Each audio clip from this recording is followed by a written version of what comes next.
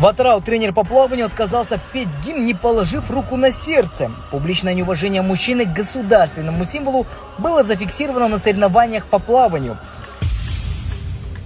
Сотрудниками департамента полиции в отношении 33-летнего тренера составлен протокол. Административным судом наложен штраф.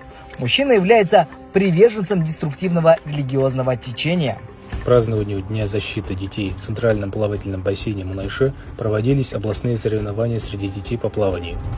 На данном мероприятии, в соответствии со статьей 5 Закона Республики Казахстан о религиозной деятельности и религиозных объединениях, специалистами Управления по делам религии Атырауской области проводились мониторинговые работы, в ходе которого установлено, что тренер по плаванию, уроженец Актюбинской области, 33-летний гражданин, приверженец деструктивного религиозного течения, во время исполнения государственного гимна нарушил требования действующего закона.